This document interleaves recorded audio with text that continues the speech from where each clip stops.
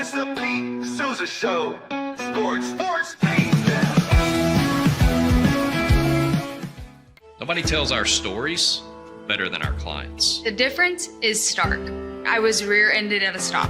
I thought I was fine, and then once I got home, I realized it's a lot worse than I thought. I ended up having a ruptured disc. You say you're not hurting, and then an hour later, you're saying you're in all this pain. I just felt like most people would think that I was lying. And that's when I decided to call Daniel Stark. I owe a lot to Daniel Stark. They really got me what I deserved. The difference is stark.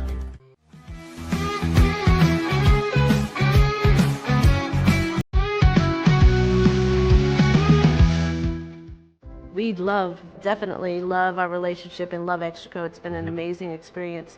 They made the PPP process easier. They were reaching out to me saying, what can I do to help you? That made a huge difference because my stress level, when we shut down, to afterwards was night and day. Our experience with Extraco has been phenomenal since the very beginning, so we love Extraco. Tervis is all about staying hydrated with style and durability. You can trust Tervis tumblers to keep your drinks the perfect temperature, hot or cold, for hours. From the classic insulated tumblers to sleek stainless steel water bottles, each product is built to last and comes in endless designs to match your personality. Stay refreshed and express yourself with Tervis. Visit tervis.com today and find your perfect tumbler.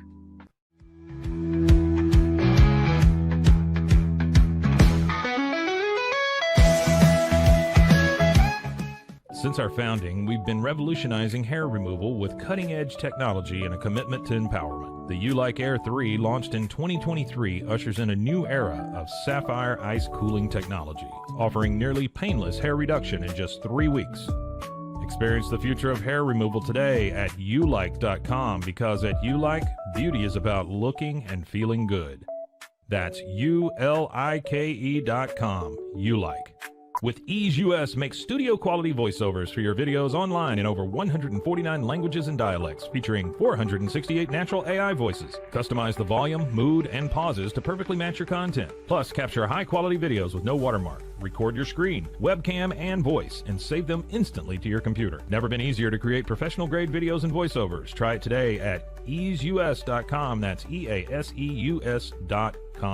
EaseUS.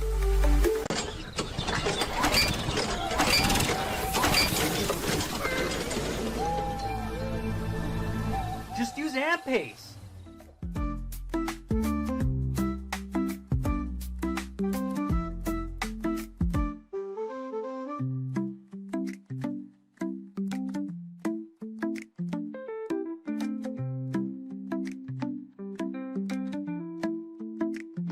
Ampace.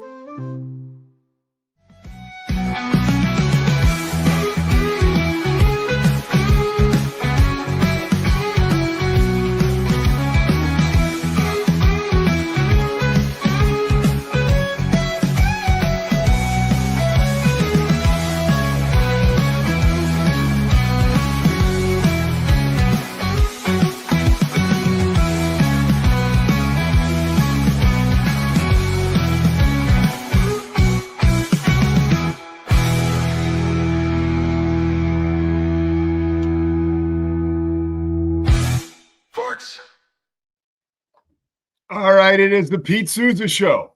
We are live. That's right. We're coming to you. Actually, I got to get out of this. I was trying to do something on my phone here. Show related. So we'll pause on that. All right. We're in Philadelphia, Villanova, Pennsylvania, to be exact. You can see right here, we're in my childhood room, or one of the rooms I spent time in as a child. How about that? You've got old school football pictures. You've got my University of Richmond degree. All of which mean nothing right now as far as my ability to convey what's going on in the sports world. But we're going to do it, and we've got a lot to get to. We got Matt Mosley coming up in the second segment. Bro, get that shot. Hey, hold on. Bear the Truth says get that shot of that poster over there. Hey, man, that's it. That's the big guy, okay? Now, unfortunately, we don't zoom in here because we're at home, and I'd have to get my mom up here to be the camera person. But But yeah, we got all kinds of old school show and tell stuff here. Slovacic keeps us going. Scotty Swingler back in the home base in Central Texas in the Alico building, making it all happen on the wheels of steel. Again, Matt Mosley coming up in our second segment. And he did a great Doomsday podcast. And he was joined, of course, by Ed Werder. And they talked to Matt Eberflus for a good half hour. And I can't say enough about the podcast. You just go listen to it yourself. It's on the Rogue Media Network.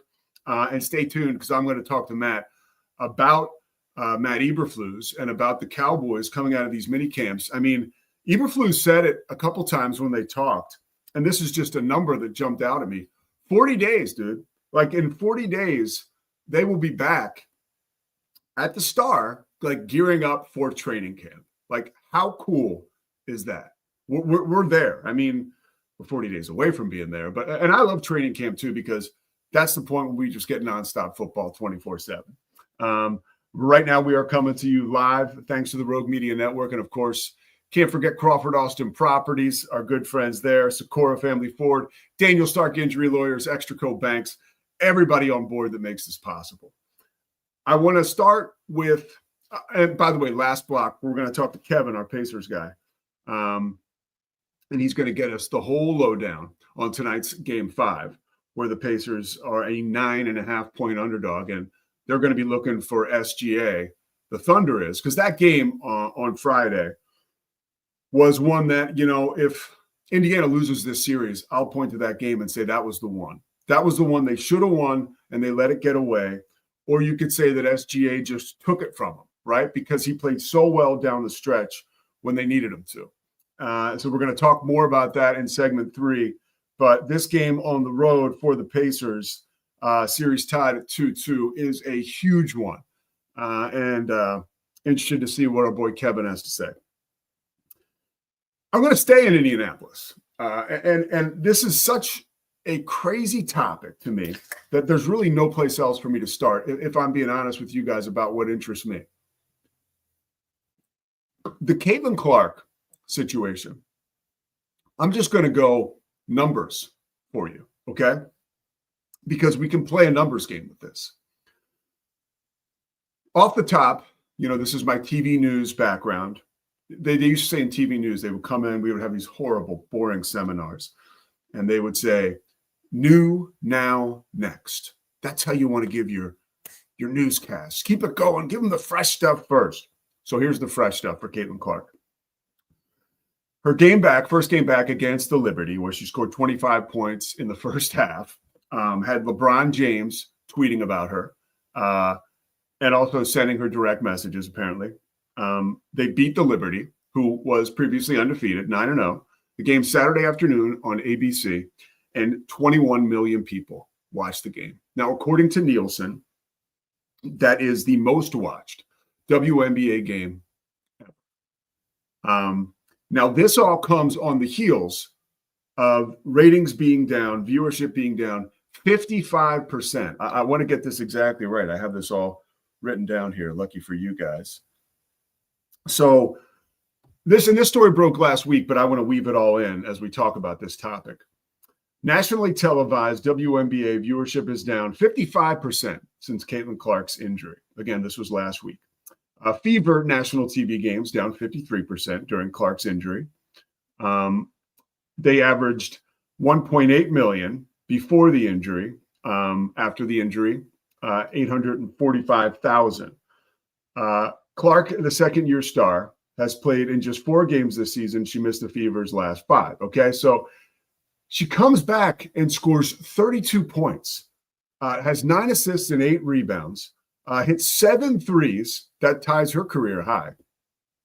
And they beat the best team in the WNBA. Now, here's a couple more things from the weekend that just prove that Caitlin Clark is so popular that it's undeniable. You bring up your computer, you open it up, and I don't care if you're Terry Sousa, my mom, or Pete Sousa. Like, the Caitlin Clark stuff is everywhere, and it should be. After her huge game, she tweets yesterday, which is like kind of brilliant on her part, and I don't think it was, I don't think she operates like this. Like, it's not well thought out. But the tweet is, and this is about the U.S. Open, because guys, We talked with Murph Barton about this last week. We're having a difficult time. She says, is Oakmont even fun to play?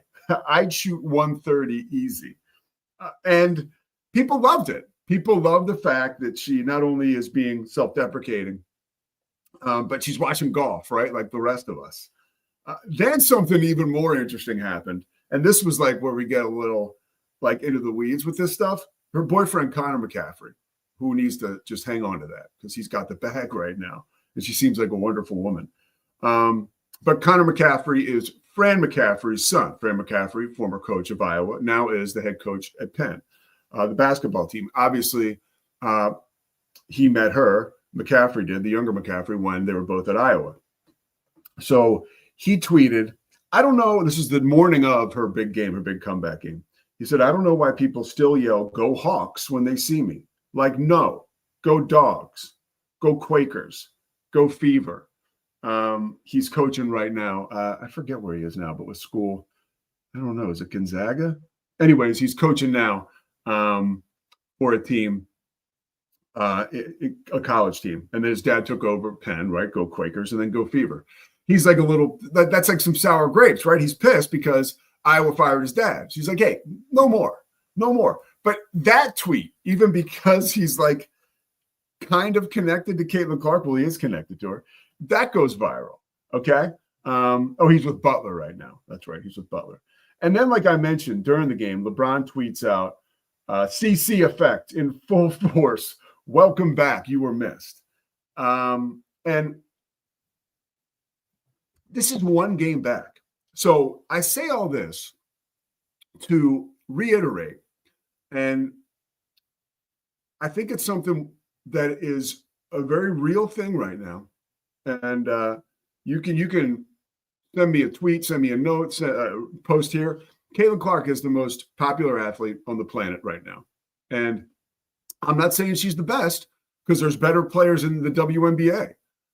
Asia Wilson is probably the best player, hands down, in the WNBA, right? Paige Beckers has 35 points in her first game back, right?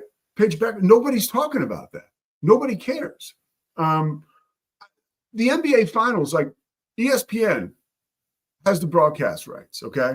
So, of course, like they're going to open up First Take this morning at Sports Center, and it is the NBA Finals. Like that's what everybody wants to talk about over at ESPN because they're all there. I mean, you have to promote this. And it also is, obviously, the NBA Finals. But I'm telling you, if it were up to the rest of America, First Take opens up today with Caitlin Clark and how the ratings surged to 21 million people in her first game back, but how prior to that, there was a 55% drop-off in TV ratings. Now, I am not one of these people. Like if you've noticed, and I got a bug up my ass about something that happened over the weekend, and, there's some journalists out there who have got to get to the bottom of what Brittany Griner said from the bench, where it looks like she may have said, effing white B, right? Which we don't know exactly what she said, but if you don't know the situation, Brittany Griner is on the bench during a game. She, I think, had just fouled out, and she's frustrated, and she's playing Caitlin Clark, and it looks like she may have said about Caitlin Clark, effing white B, right? So, I mean, whatever. If she said it, bad moment, right? But like there are like media outlets that want to get their claws in that story and make it the biggest deal in the world, like it's Watergate. Like it's not, okay? And if you want to go back to, if you want to get into race relations, like look at the history of, underrepresented people and minorities making their way in this country. Like it's not the same. Like just so everybody knows, okay? Just let me get that out there. And I'm a middle of the road guy, maybe lean right more than anything, but like that is super annoying. We have to get to the bottom of what Brittany Griner said. That fuels like the back and forth of like, we create this or people are creating this. People in the WNBA don't want to talk about Caitlin Clark as much as they should. And they want to talk about other stuff. And then they want to give other players a free pass when they do stupid stuff. It's not that complex, dude. It's a basketball game. Brittany Griner's pissed because she fouled out. She may have said something. And by the way, coming out of her mouth as a minority, that statement is much different than if it had come out of a white woman's mouth, right? Going the other direction. So let's just get that. I wanted to address that. I think that's complete BS.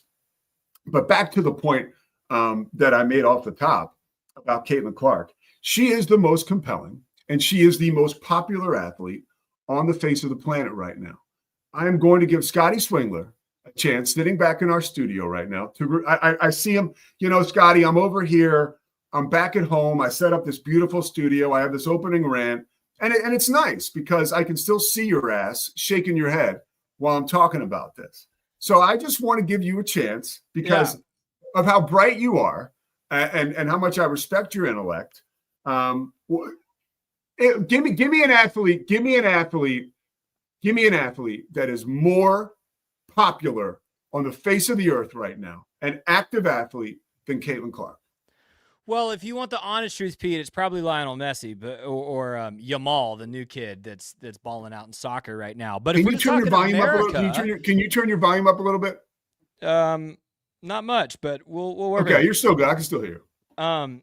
It's probably a soccer player, but if we're just talking America, I'll give you Caitlin Clark. When I was, by the way, you're right. You're right about Messi. I knew you were going to pull some soccer bullshit, but you're right. Because it's true. You asked me a question, and I'm telling you the truth. But if you're just talking America, I think I agree with you. And I was shaking my head when you tried to qualify it by saying, "Well, there might be better players in the WNBA." No, there's not. No, there's not. She's the best player in the sport. That's why I was shaking my head. She's already breaking WNBA career records left and right, and she's 10 games into year 2. Like, we have never seen a women's basketball player this good. That's why I was shaking. And you know what? Head. And I'll take it to like a weird 80s Hollywood comparison, right? And just bear with me here. In the 80s, there was nobody quite as popular in the early 80s as like Gary Coleman, right? Everybody thought Gary Coleman was this like adorable guy on different strokes. They were making Gary Coleman TV movies where he actually ended up managing the San Diego Padres to a championship. Robert Guillaume plays his dad. It makes no sense. But like any chance they could get to put Gary Coleman out front and center, he was box office, right? But then you had like someone like Meryl Streep, who was like just the most unbelievable, polished, like theatrical thespian that anytime she was in a movie, it would just stop traffic, like Kramer versus Kramer or something like that. Caitlin Clark is both of those things put together. She is Gary Coleman and Meryl Streep in the world of acting in like the 1980s. That's like really, I thought about that this morning. She is so popular, and sometimes popularity doesn't necessarily equal like skills, right? It doesn't necessarily equal steak. It can equal sizzle a lot of times. She is both of those things fused together. And I don't know, and I don't think it's like, this isn't like a negative thing. What I'm saying is like, I just don't believe we've had an athlete that has crashed into a sport and made such a difference, a seismic difference and a seismic impact, that I feel like literally all those stories I read, even the one about, like how cool is that, dude? Like seriously, a rising tide lifts all boats. And that's the truth, man. Like, and I think the WNBA is understanding. Sabrina Ionescu talked after their loss about, hey, we are so happy to have her back. And it seems like she's happy. And I feel like the league is kind of getting on board. One thing that I think is a little weird, and I'll wrap up my like opening rant with this because we got actually important stuff to talk about, but this has been fresh on my mind. If you go on ESPN right now, my employer, so I love ESPN, but if you go on their website, their top, like, that thing right here where, let me put it over here and back it up, that like deal, you can't see it, but when you have all the stories that go down, the top headlines, there's nothing about Caitlin Clark, and they have, there's one story buried second from bottom. Angel Reese. It says Skies Reese, second youngest to record a triple-double. So funny, dude. It's fun. It's ridiculous. There's nothing about Caitlin Clark on there. So I don't understand that either, but whatever. Bear the Truth asked a question, by the way, and I love this because I can see the question. So Scotty is not like the governor of the questions now. I can see him, right? Are Baylor fans seen as apologists for Brittany Griner? I don't think so. I don't think so at all. I think if anything, Baylor fans have actually, maybe because of like the political climate in Texas, I would say the majority of them have kind of backed away from supporting Brittany Griner, which is whatever. I mean, honestly, that is a whole nother topic, and you can agree and disagree, and we can debate. And that's why I think America's awesome. Let's just not get overly negative and start taking shots at people personally, and stop trying to run Brittany Griner out of the goddamn WNBA or basketball in general. That is a message to people who will probably never hear this, but I'm so over that. I am, you know. Let me end with one comp that I told you I was going to make, and it's not just me making this comp. It's, let me scroll through my list here. It's Adam Schefter. It's Michael McCarthy from Front Office Sports. It is RG3. It is Chris Riley. It is Clay Travis. It is Colin Cowherd. All of those people, the reason I pulled up this this graphic, all those people have made this comp. Caitlin Clark is not Michael Jordan. She is Tiger Woods. Because as great as Michael Jordan was for the sport of basketball, Tiger Woods single-handedly did ratings the way Caitlin is right now for the WNBA and brought attention to the sport, to probably an underappreciated sport like golf, underappreciated sport like women's basketball, which she is doing right now for women's basketball. And I think Nike is about to really platform her. I've heard rumors of like new logo, shoe release, very similar to some of these NBA guys. Like, she is a pioneer in the way Tiger Woods is. Pete, I just named all the people way more influential than me who have that take. What say you to that? Oh, I think that's an amazing point. And I think that the sustainability will be super interesting to see how long this can last. And I also believe that it's all about like TV or however, streaming, whatever. These games now are on national television, national linear television. Even the game where she missed, where it was the Sky and the Fever, was a primetime CBS game. You know, like I told you, like they told Tracker to take a hike, you know, or Queen Latifah, whoever, the Equalizer. Like, and nobody loves watching Queen Latifah beat the shit out of people more than me. But like that they had to put that on ice because we're going to put the WNBA on primetime television on, you know, one of the premium channels, not premium, but you know what I mean, one of the primetime channels on all of television. That's like amazing. And so all the other women involved, and I think that they are starting to come around to it if they were negative, like these are great opportunities for them. Like you're not playing on the Oxygen Network, dude. You're playing on CBS, right? And like, even if I'm a 6-man on a team, now all of a sudden I have an opportunity to play on a Saturday night on CBS or a Tuesday night and hit a jump shot that the whole world would see, as opposed to hitting a jump shot that would only be seen on, you know, WNBA primetime package. That is, you know, you got somebody like me calling the game. So just enjoy it. Okay. That's all I'll say. Great point from that perspective. WNBA ascend to the popularity. That's a good question. Bear the Truth asks, will the WNBA ascend to the popularity of golf? No.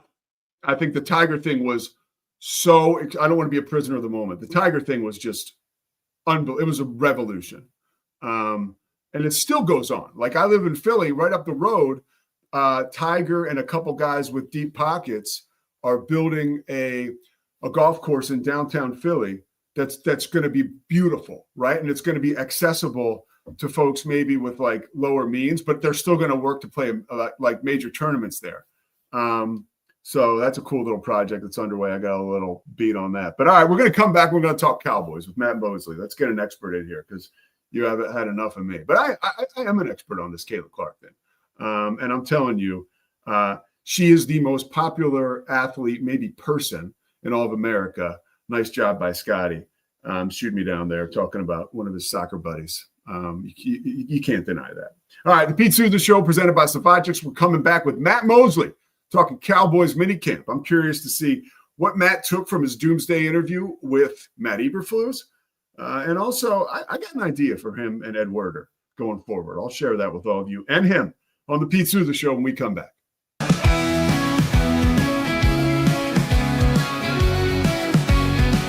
Nobody tells our stories better than our clients. The difference is stark.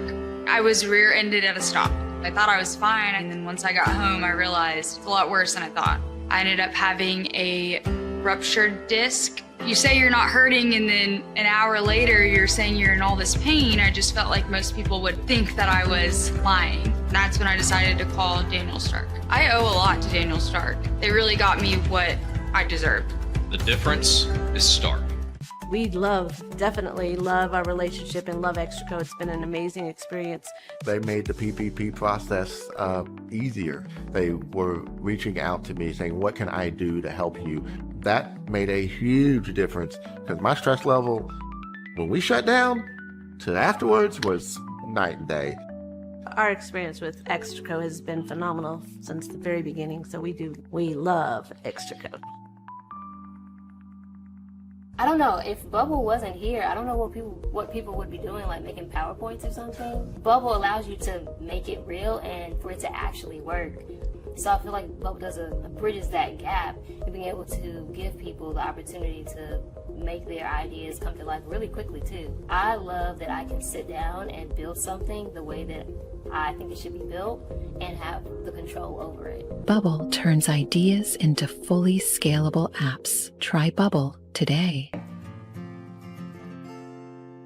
Hi, I'm Jo from FaceTheory. You're going to want to have a specific goal for your skincare routine. What do you want to achieve? Active ingredients are really strong, and if you're using too many at once, your skin can get overwhelmed. Don't overspend on products. Choose products that have scientific research behind them. At FaceTheory, if you're not happy with a product, just say so, just give us a shout and we'll give you your money back, no problem. I know you're gonna love this Kodak Dock Plus printer. You guys just connect it to your smartphone and then you're gonna use the Kodak Photo Print app. It's going to print you a 4x6 photo. I am just in awe. I love how these turned out. Also, the printer comes with a free cartridge of 10 photo sheets. I can assure you, you are going to love this printer as much as my family has. You guys have to check it out for yourself. Streamline event and appointment booking with Amelia's sleek, modern, and fully customizable booking forms. Tailor the colors, fonts, and design to match your brand and seamlessly integrate with your WordPress website. Whether it's for events or appointments, Amelia makes booking simple, stylish, and perfectly aligned with your business. Enhance your booking experience today at WPAmelia.com. That's WPAMELIA.com. Amelia. When you learn a language with Babbel, you start a journey that takes you further and further. Anytime and anywhere you wish. It's easy and fun. Broadens your horizons and keeps your brain fit. A journey into new thoughts, new cultures, new adventures. So what are you waiting for? Start your journey with Babbel now. Go to babbel.com or download the app.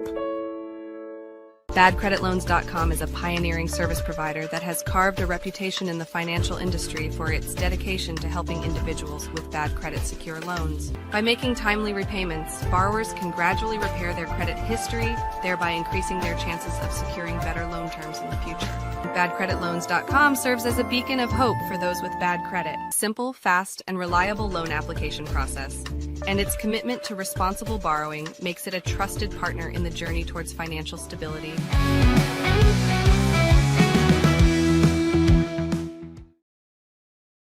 It is the Pete Souza Show, and he is Matt Mosley, ESPN Central Texas. Doomsday podcast came out over the weekend where he and Ed Werder sat down with Matt Eberflus at the Star, and it was a lot of good intel. Mose, what's happening, brother? Way to go.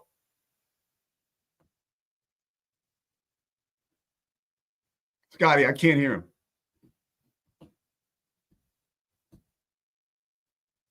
Do you not have me?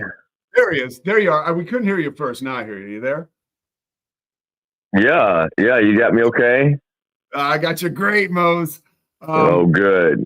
Good. Hey, that was I a fantastic interview you guys did. I'm obviously not blowing smoke, and I got to learn a lot about the Cowboys and their defense, and also I got to listen to you and Werder go back and forth. Now I got an idea for you, okay?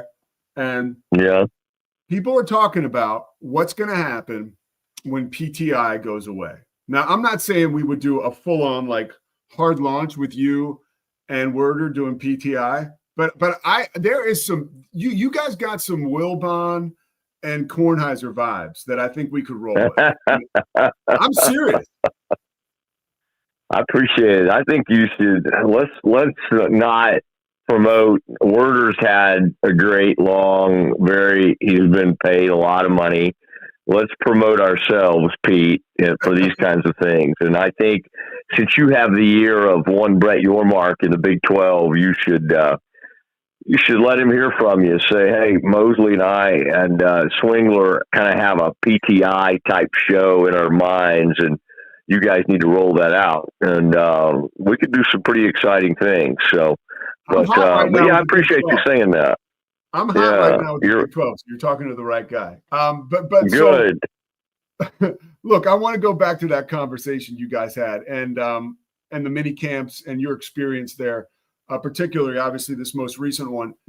If you were writing a column, right? If the Dallas Morning News, backed up the Brinks truck and they said, hey, Mosley, we want you to write a column about mini camps and your experience this past week at the Star, what would your featured item be? What are you talking about? What's the column coming out of these little off-season meetings that they just had and you had a front row to?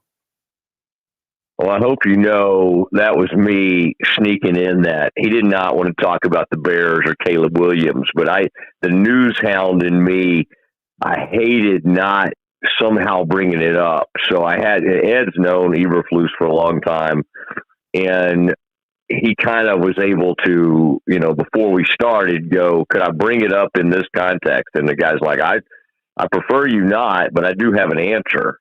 And to me, that was like go time, like not like, oh, okay, we won't bring it up. It was like, you got to get something. And that I knew because of that Caleb Williams controversial stuff about him not having people to watch film with, that needed to get brought up somehow. So anyway, we did get that involved. But that would not be my Cowboys headline. I would probably, I think there were two things. I think it's very interesting that, and I think it's smart of him. This suggests he has been a head coach. He wasn't a great one, obviously, with the Bears because he went 14-32. But him saying that the reason when he had other opportunities to come to Dallas was because of Dak Prescott, I think was revealing on a couple of different layers. I think it was very smart of him to say. I also thought it was I don't know. I probably would write this somehow. I think it was a little poke at where he just left. I think the whole Caleb Williams and his dad experience was probably not a fun one. And hopefully Caleb Williams turns out fine.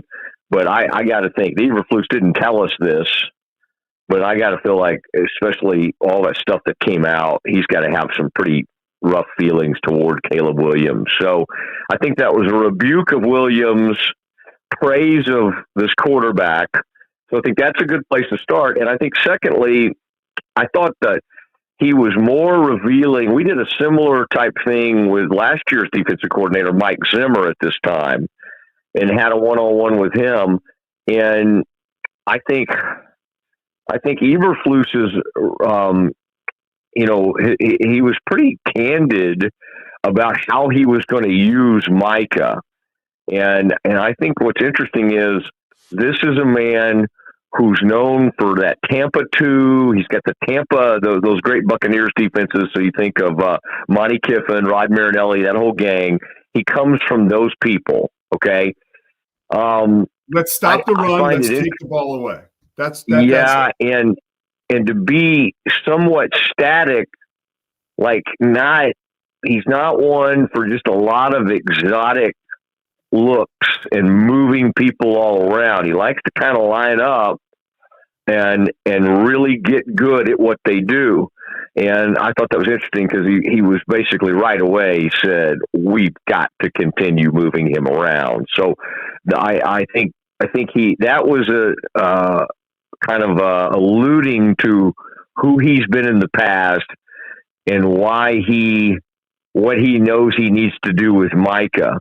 But I think he understands that, and I didn't bring this up, but I also think a part of my column would be this is a great situation for the Cowboys and for Eberflus because he has tanked in his head coaching opportunity. All right. It went extremely poorly.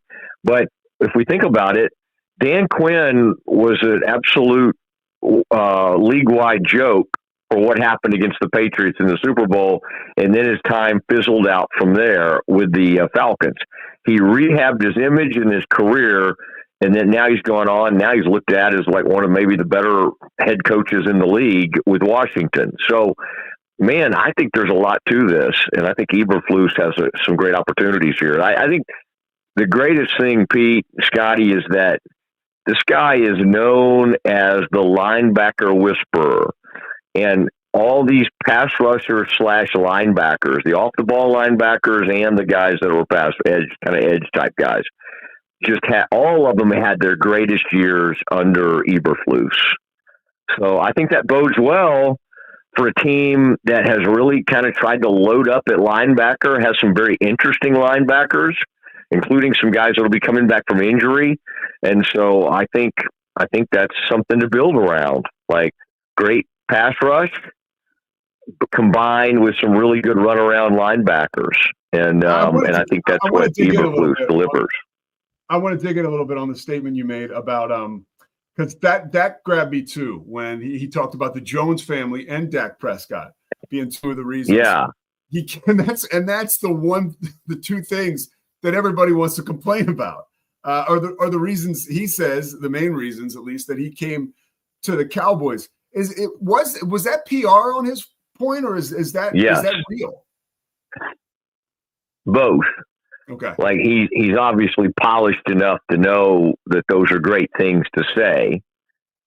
I think, as I said, I think it was a little bit of a poke at where he came from, because what he's essentially saying is established ownership, established quarterback needed to get back on firm ground. All right. That's a poke at where he just came from at Chicago, whether he was totally meaning to or not. That's what that is. But also, I do think that people end up loving Jerry, and it's, people fall under the spell of the Jones family, and it is Stephen and Jerry. There's just something that happens, and I think Eberflus probably did feel good about his time here, and probably felt pretty untethered if you think about it. When he left the Cowboys, he thought he was going with Josh McDaniels to the Colts, and then Josh reneged on that gig and ended up, I believe, staying with the Patriots at the time. And so the Eberflus was just out there dangling. But I believe it was Frank with the Colts, right? I mean, he did. But Frank Reich didn't even know this guy, and somehow they got him to stay. I mean, maybe it was those daughters. Now I'm finding out those daughters of Irsay. Man, I kind of like this crew. They're down there wearing headsets and stuff. I know. I'm afraid that could give Jerry an idea. I mean, I could see Jerry, man, just deciding, you know what? I like that Irsay daughter down there wearing a headset on the sideline. Maybe I need to do that. Well, that sounds like something Jerry would love to do. Yeah. Boy, Charlotte is the smartest by far. I mean, she really could. I mean, honestly, if they put Charlotte in charge, I mean, Cowboys might be back in a Super Bowl within 2 years, but they're just don't think they're ever going to do that. Oh, but Charlotte, she can get it done. She can get it done. And Gene, with that art, Gene puts a good art collection together. That's a good, solid, some of those art pieces there at AT&T Stadium, some of the best I've seen, even better than some of those museums there in Waco that I can't name. I can't really name. So look, we go from the luxury box to the owner's box to the art gallery to now back on the field. Micah Parsons. What's the deal? Wait, hold on a second. Hold on 1 second. I just remembered the name of a Waco museum, the Mayborn Museum. Oh, that's a nice museum. Okay. No, I've never been in there. I don't know what they got. Maybe have some dinosaurs or something. I mean, I love a good dinosaur track. They got some of those outside of town. Swingler's, I guarantee, have been out there on doing something because he likes to camp and do weird stuff. But he's been out there to see some of those dinosaurs. Okay, now what were you saying, Pete? I'm sorry, the Micah Parsons. Yeah, like it seems like he can't help himself, like and can't stay away. Like, but isn't he supposed to be holding out? Like, what's the deal there? Yeah, one of the worst holdouts I've seen. He's not good at it. He's not wired for it. He doesn't have the stomach for it. He can't stay away. He's already got a house out in Oxnard if this thing doesn't get done. Now, the reporting on this thing and the negotiations have been so weird because, and Clarence Hill's a good buddy of mine, but he used to be a Star Telegram. He's with something called DLLS now, which is some kind of, it's a podcasting group. They got some interesting people there. But Clarence keeps saying there's a meeting of minds on the money, but like the agent, Jerry's supposed to call the agent, but Jerry won't call the agent. And from the surface, it looks like Jerry keeps trying to go straight to the player. And it's something that it's in his playbook. He's done it plenty of times in the past. The agents hate it, but Jerry likes it. I think Micah even doesn't mind it. And I think Micah thinks of himself as great friends with Jerry. But Micah made an interesting point in this last story Clarence had. It was basically like, hey, the money's only going up. And I guess he's heard the number one of these holdouts is looking for from a pass rush. Who am I thinking about, Pete? There's Cincinnati. Yeah, Hendrickson, but I thought there was one other guy out there. But anyway, he alluded to hearing the number that somebody else is maybe going to get or trying to get. I mean, I don't think Hendrickson's, that's an ugly situation, by the way, with Cincinnati. I mean, he's tried to show up and actually be kind of nice about it, and they basically locked him out. Now their first round pick's mad because of some clause. People that think the Cowboys are inept, and they are in a lot of ways, I mean, they should take a peek at the Bengals. But you know what the response to that would be? Is the Bengals have been to the AFC title game and the Super Bowl a lot more recently than the Cowboys. I mean, my gosh, that happened within the past, 3-4 years? Yeah. That the Bengals were there and the Cowboys Cowboys hadn't sniffed it in 30 years. So anyway, I'm making arguments with myself here, but I think Micah is going to, it'll sign, he'll wait, it'll be the whole last minute thing. But the only difference in him and CD and some of these other holdouts like Zach Martin is he doesn't really love the whole, he is Zeke, same thing with Zeke. Micah has a very hard time taking a firm stance here. So while this thing gets done, he'll keep showing up. Okay, well, and that brings me to another question. When you talk about the Cowboys as they're getting ready for this season, offensively, right? Dak Prescott, he's got Pickens, which is great. Obviously, Pickens, by the way, and Micah, same agent, right? So that's interesting. So it's like, I think that's why this dude is probably so hell bent on talking to Jerry, because he feels like, well, you got to talk to me. You can't ignore me. Their agent, but. Offensively, when you look at this Cowboys team, with the addition of Pickens, I still feel like Dak has to have a really, really good year for the Cowboys, one, to succeed, and two, I know how much money he's making, but to continue to cement his status as the team's quarterback and future. What are your expectations around Dak Prescott this year? When you think about the additions offensively, and what do you think he'll have to do in order to continue on as the guy who's bearing the torch for this Cowboys team? Well, I mean, we can say he's got to do this and do that, but I mean, the salary is the money is the money. I mean, he's making $60 million a year. They're gonna keep. It'd be the same thing as any year. Like if he struggles let's say he gets to the playoffs and he struggles mightily again in the playoffs, they can't get out of that contract. They can't move off of it. So it's, I mean, I'm trying to think of a good comparison to like a huge money quarterback. You know, there are plenty out there that you just, at some point they had to dig in and keep riding it out until they finally had to either draft one or cut him. And the Cowboys just, again, they do this to themselves. They did that horrific contract with Zeke. I mean, this Dak thing could end up looking like it already feels like a bad contract.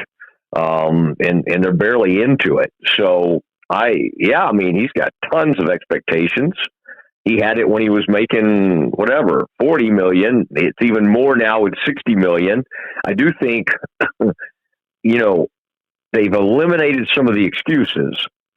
CD now has help, and you've got a guy on a contract year who's got incredible ability. I mean, you and I've talked about this. The Pickens thing, in some ways, couldn't be any better. I guess you could say, well, he could infect the locker room. Well, I don't even think it's not even really what the Steelers ever talk about. I think he was just more. It wasn't really a locker room thing. I think he was kind of immature on the field. I don't think he was a bad guy. He's young, and he's certainly immature. But, I mean, he and CD form one of – and then, you know, maybe if Ferguson seems to be a decent tight end, and again, they have a better stable of running backs. They're not great, but I would say this is a much, much, much more interesting group of running backs they put together. I think things are set up for Dak. So yes, he needs to be really good, and I think with what they've constructed, he has a much, much better chance of that. Now there'll be some things that we're not even talking about that it comes down to, like can all the Tylers step up? We seem to have more faith in a guy that they just drafted stepping in as a starter than we do at the starting left tackle, and that's scary.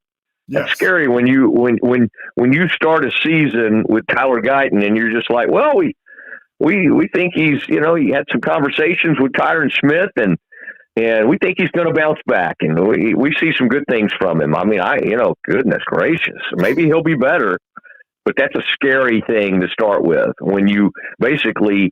And I mean, I think Tyler Smith is really solid, but you're asking this rookie that's stepping in, the new Tyler, you really need him to be like a big time great leader right away. So you lose Zach Martin, who's one of your greatest linemen ever, maybe second only to Larry Allen, and you're subbing this guy in. So again, there's some question marks along that O-line, but again, nobody wants to talk about the O-line. But I mean, I think it's a huge question mark, and I think on the other side, I think the cornerback is really scary. I mean, I think you start the season in really with some thin group of corners. And I mean, you're sneaking a safety up there to play slot corner for you in McQuamu. So it's not. I mean, that's a scary area right now, I would think, for Eberflus and the Cowboys. And by the way, I don't have enough time to get into all this with you, but if people want to hear more about that, the cornerback situation, the linebackers, how the Cowboys are going to scheme next year to stop opponents, you got to listen to the Doomsday podcast up on the Rogue Media Network. Mosley and Edward are really good job. Last question for you. And I need it in like 30 seconds. You guys were there at the Star. I want you to tell me how the vibes were. How was the energy around the team as compared to last year? Because it seems like, and I can't tell if it's PR smoke, but it seems like everybody's getting along and like the vibes are really good. Can you confirm or deny that? Well, I kind of spent so much time with Eberflus. I only know about his vibes. I did kind of see some of the players and was around Dak, and there is a tremendous amount of energy, and it seems to be really flowing down from Brian Schottenheimer. So I think all of that is positive, and I feel like it's similar to the vibes between us. And, I mean, I think the only way this thing would have been better is if you let Scotty get a word in edgewise, but we'll save that for next time, We will save it for next time. All I want to hear at some point, maybe late in the season, maybe in a playoff run, I just want to see Brian Schottenheimer with the team around him. And I want to hear him say, there's a gleam, man. There's a gleam. You know, I need to bring out some more Marty stuff. And then I'll be 1,000% on board. That's good. Okay. We'll certainly look for that. All right. Matt Mosley, ESPN Central Texas. You can also catch him on affiliates and radio stations all over Texas and Louisiana. All right, Mose, we'll check you next time, man. Appreciate it. All my best. All right, that's Matt Mosley. We're coming back talking Pacers, NBA Finals. We've got our boy Kevin, and we've got the dates. Short break. We'll be right back. We'll be right back after these quick words from our sponsors. This is Rogue Media Network. Get ready for epic savings at Best Buy. Right now, you can save up to $700 on select Alienware and Dell gaming products. Perfect for leveling up your gaming experience. Plus, grab the latest Android Google Pixel at an unbeatable price. Don't miss these incredible deals. Shop now at bestbuy.com and upgrade your tech today.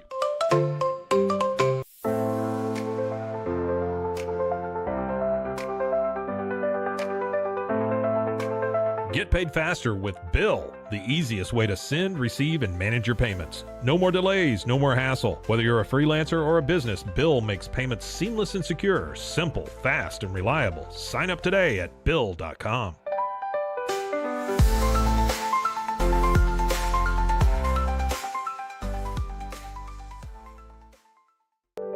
Overwhelmed by your inbox? Clean Email is here to help.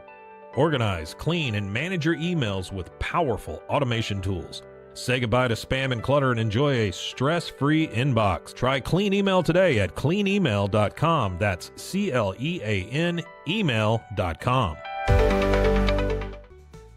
EasySun has been living fearlessly under the sun since 2016. Born from sailors' need for convenient sun protection, our mineral sunscreen is crafted with natural ingredients offering broad spectrum protection against UVA and UVB rays. Safe for your skin and the environment, stay protected on the go with EasySun, your ultimate sun care solution. Visit EasySun.com today. That's EEZYSUN.com.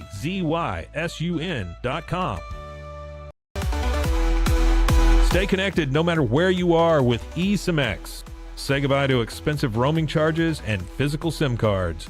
With access to over 200 global carriers, we make mobile connectivity seamless and affordable for travelers worldwide. Join the future of communication today at ESIMX.com. That's ESIMX.com.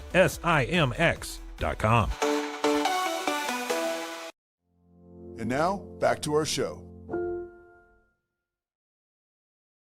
Game 5 is tonight, the NBA Finals. By the way, the Pacers are on the road. And I say by the way because the number is still kind of staggering. A 9.5-point underdog against SGA and the Thunder. Let's bring in our boy Kevin Hall. Kevin Hall, All Indiana Sports is the show. You can check him out on the Rogue Media Network. Kev, what's happening, dude? Hey, man, how's it going? Sorry I couldn't join you in person today. What the hell's going on? I can't get to see your face and those long locks of yours. Oh man, you know what? Gotta do what we gotta do. I heard that you started off the show with the fever and the Caitlin Clark. We talk about that on our show with my wife. Incidentally, she's got some pretty unique takes on that and Angel Reese and all that. So check that out as well if you need your Caitlin Clark effect fixed. Dude, I mean, I do. So I'll check it out. I'm to a point where I really can't get enough. And I think it's just a super interesting story. And she's a phenomenal just torchbearer for the WNBA and women's basketball. But I got you here to talk about the dudes. And tonight, your team is a 9.5-point underdog. How do you feel about that as a fan and as somebody who watches these games and prognosticates? Like, it's tied 2-2. That's a lot of points, man. Yes. Well, okay. So the history says that the road team is completely toast if you're 2-2 at this point. No team has come back in the finals, and no road team has come back from a 2-2 point at this point in the finals. Plus, the Thunder do what they do, and they don't lose back-to-back. But guess what? The Pacers haven't lost back-to-back in the playoffs thus far. But at this point, something's got to give. And that something would either be the Pacers win tonight or they got to win at home and then Game 7. It doesn't hurt that the Thunder had the extender come in and help them out a little bit. Scott Foster. I mean, he was Tim Donaghy's right-hand man, and I heard that he got called Tim Donaghy by a fan and kicked him out of the game. That's what I heard. I don't know if that's true or not. I mean, those dudes were really tight. Either they were best buddies or they were sharing information. They would talk before every single game. Like, yep, you could guarantee it, right? Like the sun coming up. So there's exactly. There's some stuff there. So when you look at the Pacers, you know, last game, I think, honestly, Kev, if the Pacers do fall in this series, that's one that all Pacers fans, even me as somebody who watches with such an interested eye, you shouldn't have lost that game, but you did. That was so winnable. You're at home. You're up late. You know, and Tyrese Halliburton was pretty cool post-game talking about, I love the guy. He was like, hey, that's why you love playing in series and why you love basketball. Next, we got another shot at these guys. What do the Pacers have to do to recover and shake off any PTSD from that Friday night game? You talk about PTSD, it does seem like that game had shadows of what happened in the Eastern Conference Finals last year against the Celtics, where they just couldn't hold on to the lead late. It seems like this team is better suited to come from behind. We've seen them come from behind in so many instances throughout the playoffs, but that's been in single games. Now they're essentially having to come from behind. Even though the series is tied, they no longer have any advantage at this point as far as home games, so they're kind of having to come from behind as in the series as a whole, which they haven't had to do thus far in the playoffs. The answer is simple. Keep the pace going, keep running, keep playing good team, unselfish basketball. You got to get to the paint and kick. And the real formula that Liam pointed out even before the series started was you got to get to 110 or more, and Tyrese Halliburton has to have a double-double. That is the key to success. They are undefeated when that happens. They are completely defeated if they don't hit 110 at all. So another number, that's a great nugget right there, by the way. Another number, props to my man Liam. Another number is they're 33-4 this year when Halliburton scores more than 20 points. But at the same time, like, you don't want him to press, right? How, in your mind, is it best that he approaches a game of tonight's magnitude? You know, does he have to, because we saw it a little bit in game 3, which they won. I mean, even though he wasn't totally successful early on, he was running and gunning, right? And he was getting involved, almost by design, it seemed like. And, you know, obviously being aggressive is important, but how would you like to see him approach tonight's game? You still got to be the general on the court. You still got to facilitate. You can't be ISO like he was so much in the fourth quarter. I feel like they really felt the pressure unnecessarily, too much, too early. And I think some of that came from maybe some of the calls that slowed the pace down, but that's no excuse. Mathurin missed 3 in a row at the free throw line. You can't use the lack of pace or flow to shut down a game, and that's the simple fact of what happened in game 4.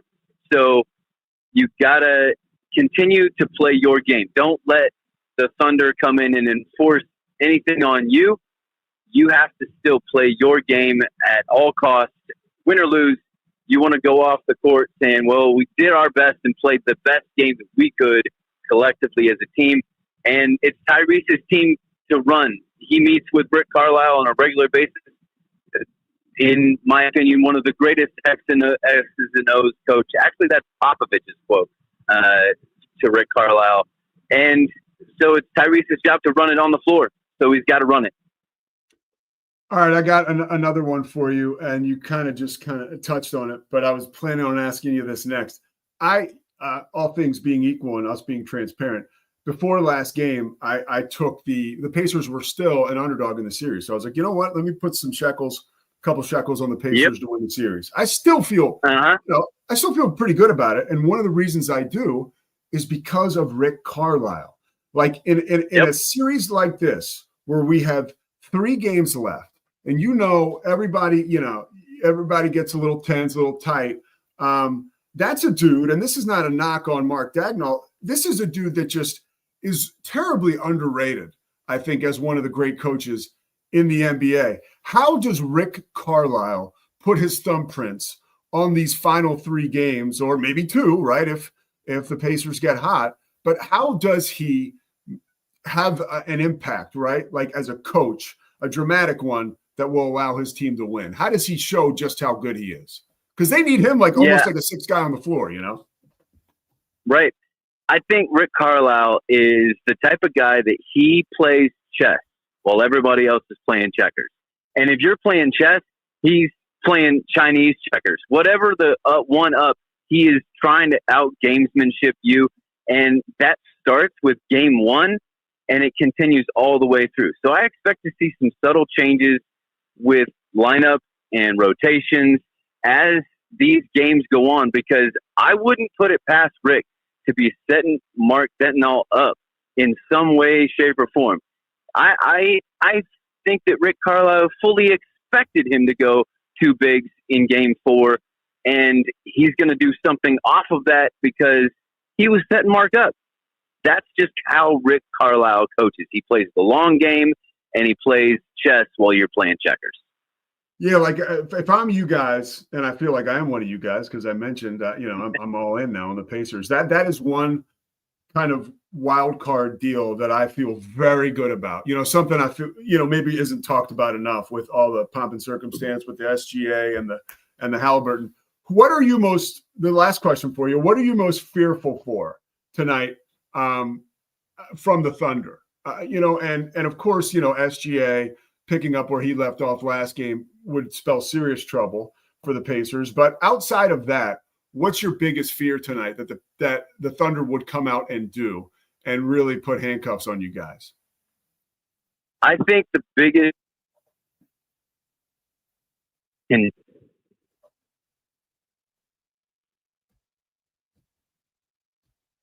said from before the series, SGA is going to do SGA stuff. There's not a whole lot you can do about that. They've played Nembhard in particular, really tough defense.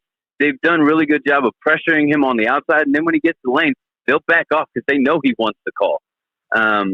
But then it's the role players. You shut down the role players, and you can't win it by one person alone, and that's the key. That's the thing that scares me is if the role players, specifically Chet, but even more so like some of these other guys, if they have another big game like Aaron Wiggins or Wallace, some of these lesser known, if Dort can get on a hot streak from 3, that's the thing that would concern me from the Pacers' perspective. All right. I lied. One more. How are we going to wrap up this series? What give me the outcome of this series? All right. Well, Liam said Pacers in 6. I said Pacers in 7. So if the Pacers are going to win it, they have to do something that the Thunder have been able to hold back since before Thanksgiving, and that is win back-to-back games against the Thunder. And honestly, at this point, I think it's hard-pressed for you to say that the Pacers are going to win the series at this point. But if they do, it will cap the most historic Cinderella playoff run of all time, and I know Scotty's going to love that I said that. Scotty loves it. Scotty, anything you want to say, by the way?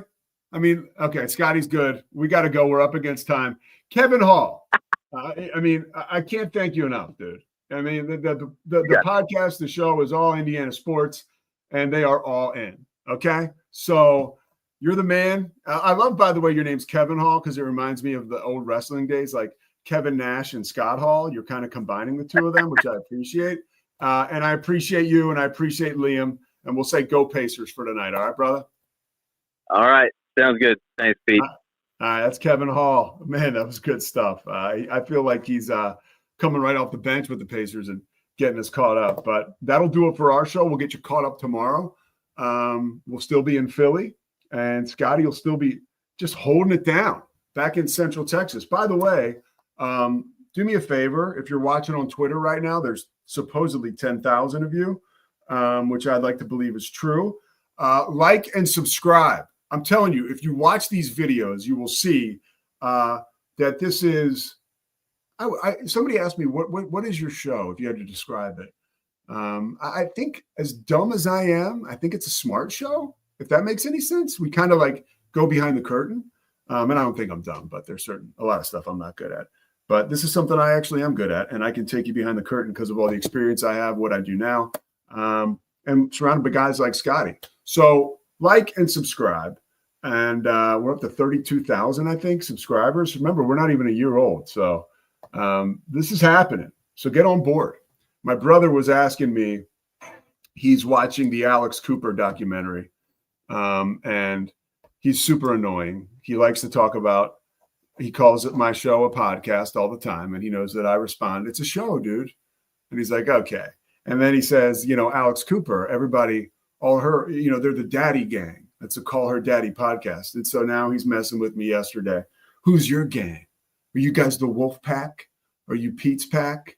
And I just told him to kick rocks. We're all part of the Pete Sousa family. How about that? All right. And we'll be back with you tomorrow. Scotty Swingler, great job back in the home office. Slovakics, man, forever indebted. We love the partnership. And, of course, Sikora Family Ford. We'll check you out tomorrow. Have a great day. It's the Pete Sousa Show. Sports. We definitely love our relationship and love Extraco. It's been an amazing experience. They made the PPP process easier. They were reaching out to me saying, what can I do to help you? That made a huge difference because my stress level, when we shut down, to afterwards was night and day. Our experience with Extraco has been phenomenal since the very beginning. So we love Extraco. Nobody tells our stories better than our clients. The difference is stark. I was rear-ended at 70 miles an hour. I was injured, had a concussion. The insurance company, they delayed. They were playing games from the initial conversation. They weren't going to help me. The biggest thing I learned through this is that you can't go through this alone. I called Daniel Stark. They were going to help me, and everything was going to be all right. Daniel Stark got me 10 times the insurance company offered. The difference is stark.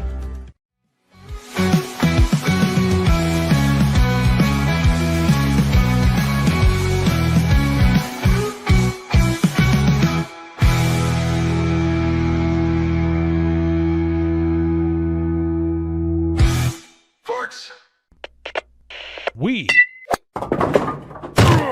are Rogue Media Sports.